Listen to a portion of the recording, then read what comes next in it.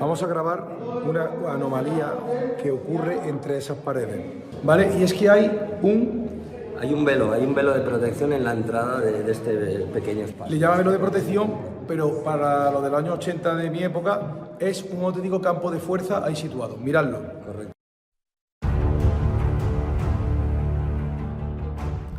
Hola amigos, gracias por ver este vídeo dedicado al templo de Dendera.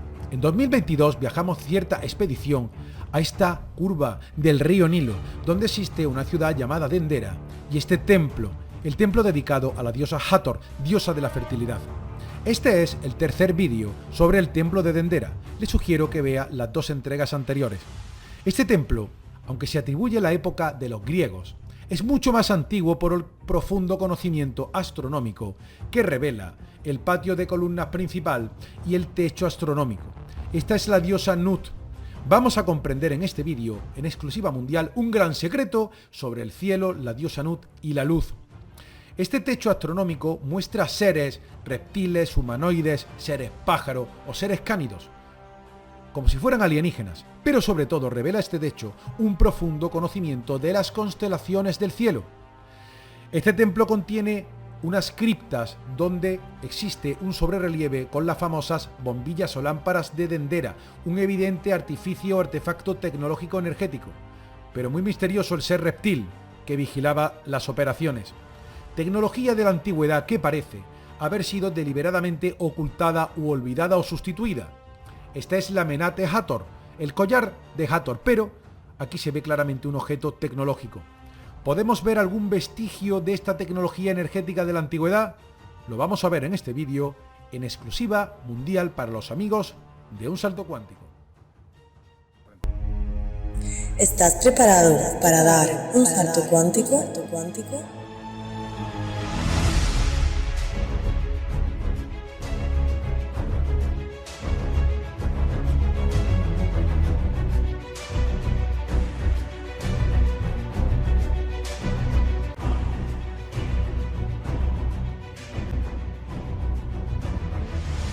Bienvenidos al canal de Fran Parejo. Bien amigos, gracias por ver este vídeo sobre el templo de Dendera. Antes de ver esta exclusiva mundial y un vestigio y prueba evidente de que sigue activa algún tipo de tecnología energética, hay que decir que el templo de Hathor en Dendera se atribuye su edificación en la época grecorromana. Sin embargo, el conocimiento que alberga en su interior, especialmente el techo astronómico y otras muchas sutilezas de las paredes y de las técnicas de construcción, indican que quizá sea más antiguo o recogió un conocimiento mucho más antiguo. No es un templo, es un complejo de templos. El templo principal y más grande es el templo de Hathor. Contiene una fachada principal con capiteles hatóricos tratado anteriormente. Luego hay una primera sala hipóstila o patio de columnas con 18 capiteles hatóricos y un techo astronómico brutal que conserva el colorido. Aunque a los amantes de la alienología nos fascina ver seres lagarto, seres reptiles, leones, los famosos urmá, cánidos, felinos y también otros tipos de humanoides, es cierto que esos techos albergan un conocimiento muy profundo de la evolución del cielo, de las constelaciones y de la propia génesis de este universo. Vamos a acceder también en este vídeo a un secreto sobre la génesis y principio básico de construcción de este universo. El templo tiene posteriormente otra segunda sala hipóstila o de columnas que se conocía como la sala de las apariciones, ya que era el lugar donde se decía que aparecía la diosa Hathor y salía de su santuario, con lo cual, aparte de deidades energéticas, en un cierto momento de la historia, seres físicos o aparentemente físicos salían del santuario para hacer apariciones delante de unos pocos elegidos. Nos vamos a centrar no en la primera cámara, conocida como la sala de las ofrendas, donde estuvimos mi amigo Unai Feng Shui y yo en la expedición que hicimos en el año 2022, sino que nos vamos a centrar en la segunda cámara, conocida como la sala de la Divina Eneada. Allí, en la sala que vemos como número 7, hay una pequeña salida, a lo que se conoce la Sala del Pozo. Esta Sala del Pozo realmente es un patio de aire libre donde se realizaban ofrendas. Y este patio del pozo contiene una escalera que conduce a lo que se conoce como la Capilla Pura o Babet o Abet en egipcio, donde se realizaban las ceremonias que unían a Hathor con el dios Sol el día de Año Nuevo. En el techo de esta capilla está la diosa Nut y el sol recién nacido e iluminando a la diosa Hathor. Se contiene un conocimiento muy profundo que vamos a ver.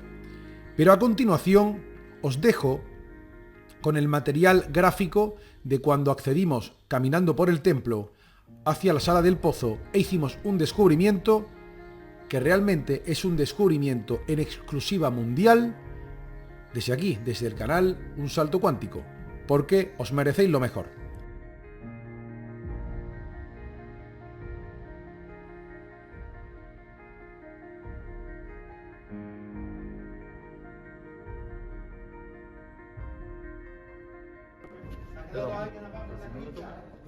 No genera corriente, tiene que ser tierra, la corriente.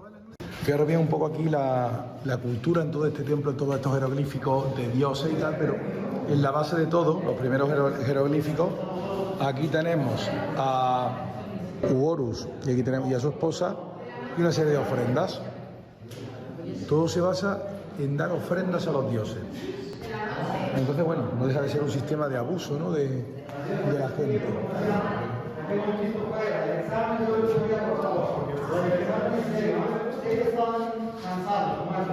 Estamos viendo un raro efecto. Vamos a grabar una anomalía que ocurre entre esas paredes. ¿Qué explica?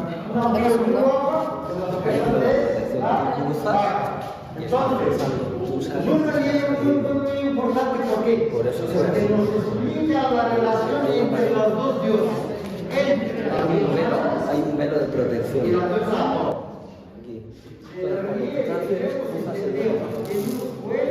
Como la madre superior. Por eso se ve. Por eso desde fuera se ve.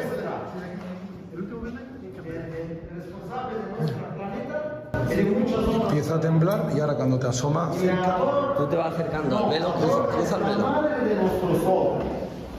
Entonces, entendemos que Nut es como madre superior y Hathor la madre de nuestro sol. Luego vemos al lado de Hathor el árbol, este árbol, ¿cómo se llama? ¿Se acuerdan? Sauce. ¿Sauce por qué? Porque a Hathor la llaman la señora del sauce. Es el árbol que creció alrededor del sarcófago de quién? De Osiris. bueno, queremos grabar una anomalía que hemos descubierto. Uno que ha descubierto nuestro amigo Felipe, ¿vale?, que está aquí, el copyright ante todo, ¿vale? Y es que Hay un velo de protección en la entrada de este pequeño espacio. le llama velo de protección, pero para lo de los años 80 de mi época, es un auténtico campo de fuerza ahí situado. Miradlo. Correcto. La demostración empírica es que cuando estamos viendo aquí grabando los grabados, nunca mejor dicho, los sobrerelieves, ¿vale? Vemos ahí una especie de tintineo de esa luz que está ahí. Al ojo desnudo, esta luz se ve fija, no parpadea. Cuando yo subo la escalera, ya se queda quieto, ¿vale? O sea, ya deja de parpadear. Entonces, cruzando el si velo. quieres, sube tú para que se vea que no hay trampa ni cartón, que no está manipulado el vídeo. Sube un ahí está, de quedarte, y parpadea la luz, ¿vale? Ahí está quieto. Si yo me aproximo y paso el velo empieza. Claro, tenéis que tener en cuenta que el móvil está más adelantado que yo, ¿de acuerdo? El velo empieza en este premarco hasta este escalón. Este es el campo que hay. Es un campo de fuerza. ¿Y esto cómo se crea? ¿Por la piedra Unai o por magia? No, esto se crea por la forma, primero porque está implantado en un sitio que están proyectando la energía del subsuelo. Esta energía desciende del subsuelo, desciende del subsuelo, desciende del subsuelo, desciende del subsuelo. Y segundo, porque con la forma del centro lo que están haciendo... Aquella luz también me parpadea. Ahora mismo estoy dentro del campo de fuerza y me parpadea.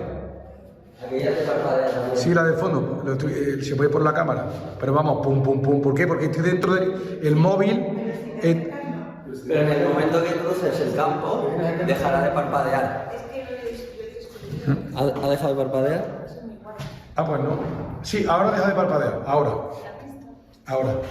Por tanto, Creando una barrera. repítelo, hay un campo. Hay un campo energético que sube del subsuelo. Bien, entonces se proyecta en la entrada del templo con un ancho importante. Entonces, estructuralmente, de la manera en que está puesta la puerta, lo que hace es que quede distribuido en lo largo, de manera que está creando como un velo, una barrera de protección. Además, se nota mucho el cambio de entrar a salir.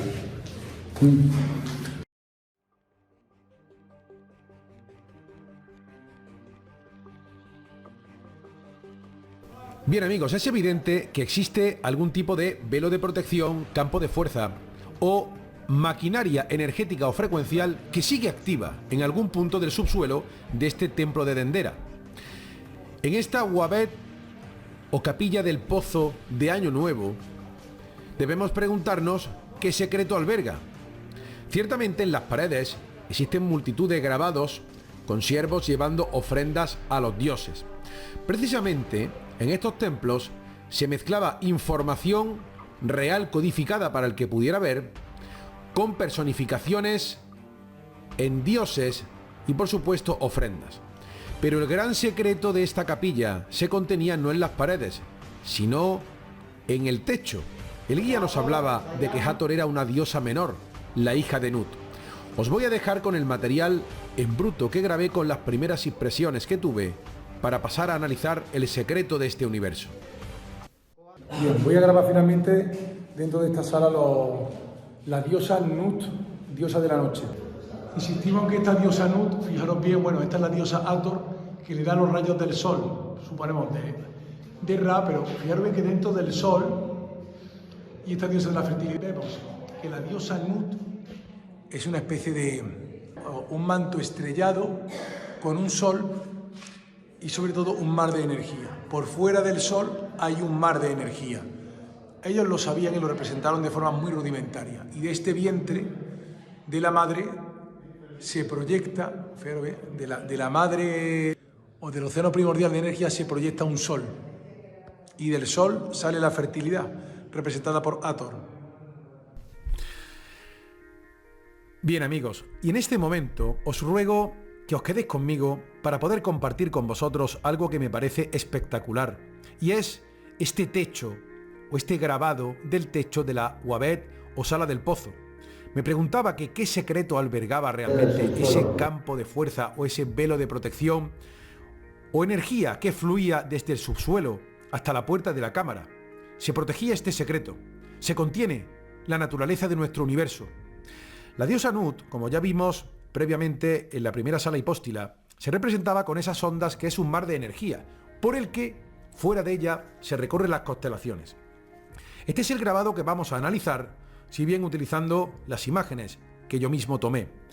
Posteriormente también vamos a analizar otros dioses como son Geb, Shu y Tefnut, la tierra, física, el hálito de vida y el viento y agua. Feng Shui significa viento y agua, qué casualidad. Pero sobre todo me fascina, para empezar, que estamos viendo aquí a la diosa Hathor, la fertilidad, ese sauce del que hablaba nuestro guía Pepe, bañado por un sol.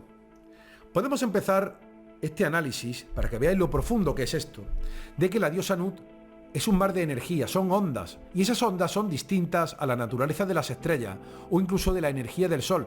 Es otro tipo de energía, quizás sea la energía oscura que envuelve a este universo. Estamos viendo que se proyecta por el sol, que partía de la barriga, en un pliegue del mar primordial, parten unos rayos de energía que son triángulos. Esto engarza perfectamente con lo descubierto a partir de los años 80 por Richard Hoagland. La física hiperdimensional postula de que la estructura básica de los cuerpos de la tercera dimensión se basa en triángulos superpuestos, uno invertido sobre el otro, que genera precisamente en física hiperdimensional la estrella de David. Al girar crean patrones energéticos creando la ilusión de fisicalidad. Pero además estamos viendo que la diosa Hathor, que es la fertilidad en sí, que tiene como unos hombros azules, que sería el viento y el agua, que sería la energía etérica, el viento o el hálito de vida, la fuerza de la vida y el viento de este universo, genera un sauce que es la propia fertilidad. Pero Hathor está envuelta en un cuadrado, y este cuadrado engarza con el tesseracto, un cubo de cuarta dimensión. Un tesseracto es la representación en la tercera dimensión de un cubo de la cuarta dimensión que no podemos percibir con nuestros sentidos. Nuestra realidad y la fertilidad, la 3D física, está bañada por la luz del sol, que procede, es una extrusión de un mar primordial de energía oscura, otro tipo de energía. Y estamos encerrados dentro de la cuarta dimensión, el tesseracto o cuarta dimensión. Y es que no se puede condensar más información en menos hueco. Este conocimiento debía de valer una fortuna y estar en manos de unos pocos privilegiados. Fijaos bien cómo vemos ese mar primordial que hoy día conocemos como la energía oscura. En un pliegue o vórtice o fase hiperdimensional tenemos esa esfera lumínica que precisamente emite los triángulos de la física hiperdimensional que en su día postuló Richard Hoagland y otros científicos. Y dentro de esa luz se proyecta una forma de vida o formas de vida dentro de un cuadrado o de un cubo, que es una representación muy básica en 2 dimensiones, de esta cuarta dimensión o el tesseracto. Dentro de esto se desarrolla un viento y un agua, un hálito de vida y un agua para que se produzca la fertilidad. Vemos también la materia oscura, que es ese manto estrellado. Y finalmente, al final del día, la diosa Nut absorbe nuevamente el sol. Aquí se haría referencia a esa absorción por la boca, de nuevo vuelve a devorar al sol. Al final del día, hace referencia al final del ciclo de las cosas, del universo, y los agujeros negros por donde se va la luz. Me parece sencillamente fascinante.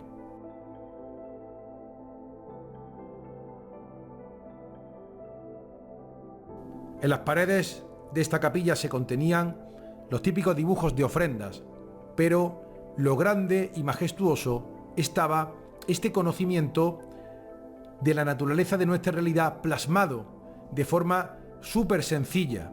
La diosa Hathor personificada como una especie de ser con orejas de anfibio, aunque posteriormente se dice que son orejas de vaca por aquello de la fertilidad, era una diosa menor porque está bañada por la luz de la diosa Nut, que es ese mar de energía oscura que trasciende nuestro universo y lo interpenetra todo. Está todo plasmado de manera magistral.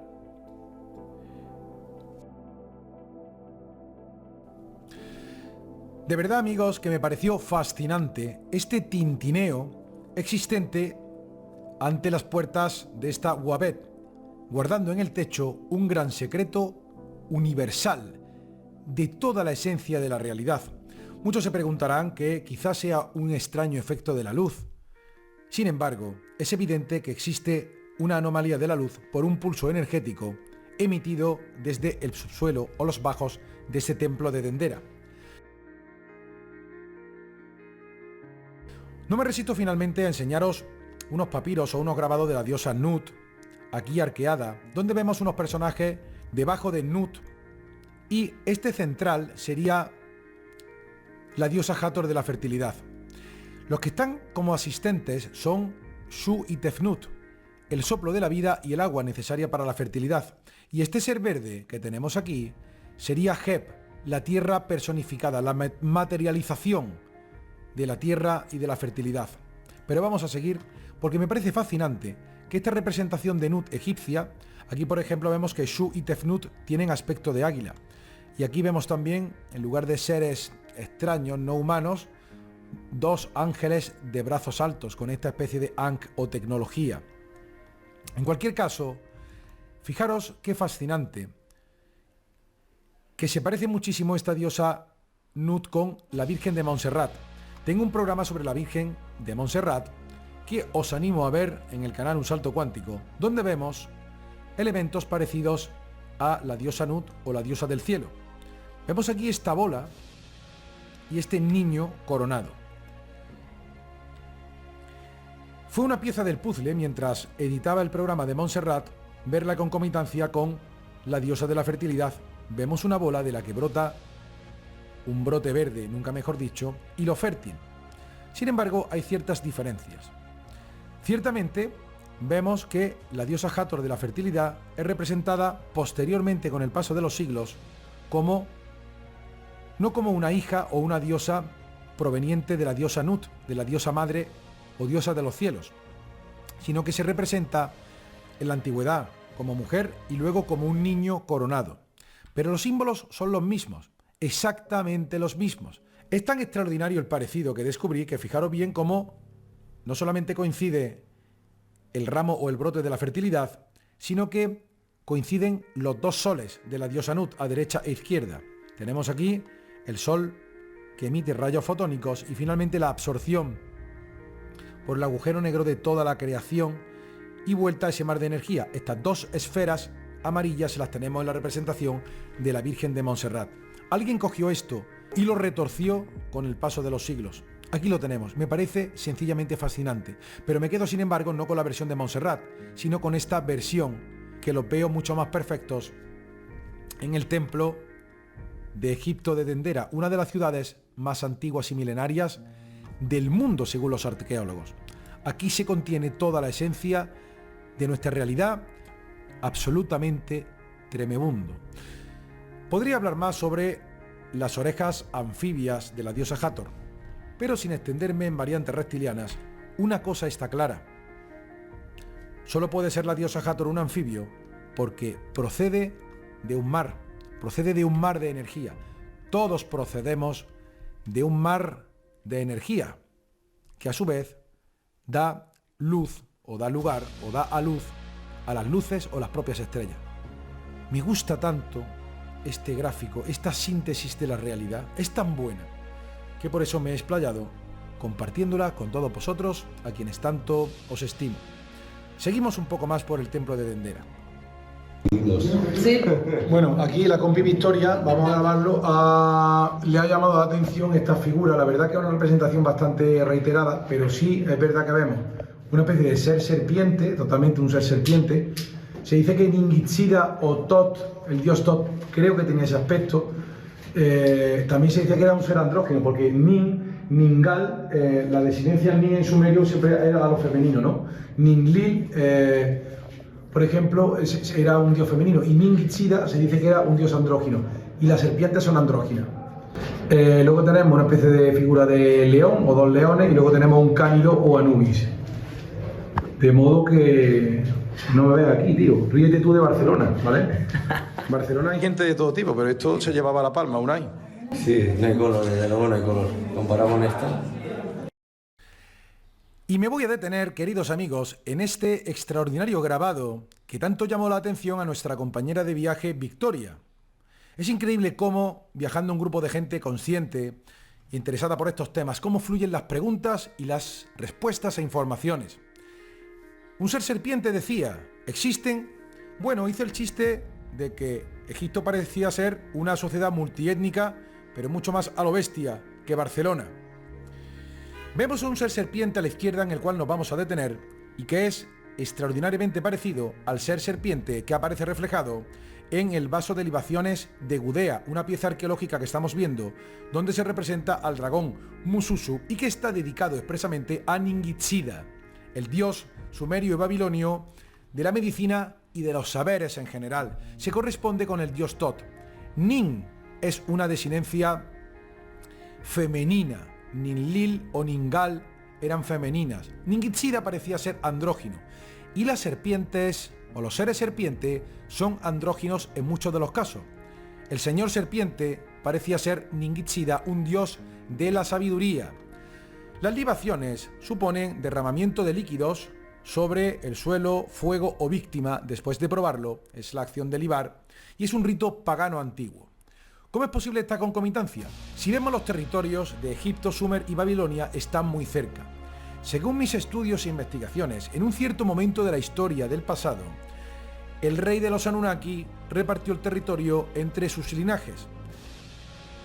Por lo que he estudiado, creo que los descendientes o las estirpes o descendientes de Enki le fue asignado Egipto, a los de Enlil, Mesopotamia y Babilonia, mientras que la zona de Arabia era una zona neutra o entregada a Ninhursag, mientras que la India se dejó a Inanna. Está todo muy cerca, formada parte del mismo conglomerado, diferentes provincias.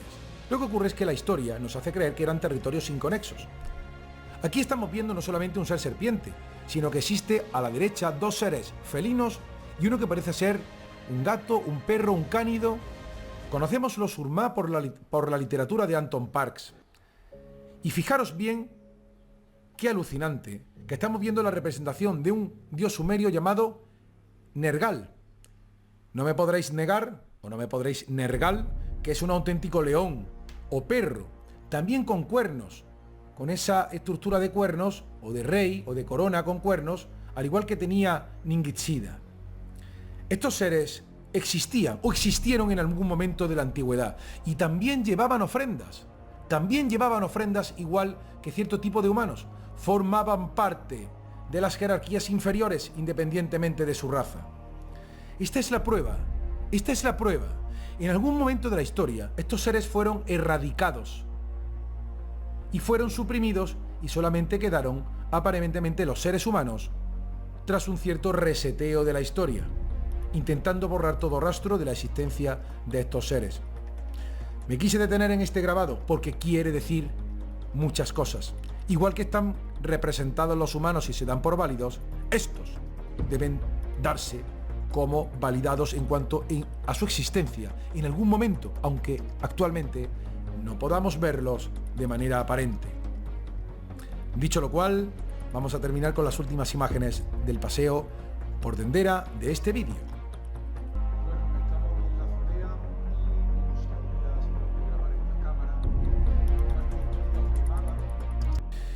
En este punto me pregunto que con qué motivo se quemaban estos techos. ¿Cuánta información se ha querido eliminar y borrar de estos techos?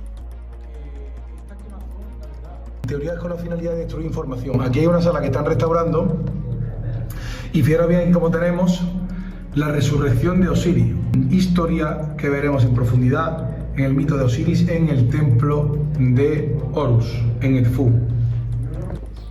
Y este es el acceso o subida a la parte superior del templo, donde destaca la gran multitud de grabados picados e intentados eliminar. Aquí teníamos este simpático guarda, que nos preguntó si éramos del Madrid o del Barcelona. De verdad que el templo de Dendera es uno de los sitios más antiguos arqueológicos del mundo. Y en la parte superior se albergaba lo que se conoce como el Zodíaco de Dendera, con un conocimiento astronómico tremendo e impropio para lo que se supone que se sabía. Sin embargo, sobre este particular nos extenderemos en futuros programas de Un Salto Cuántico.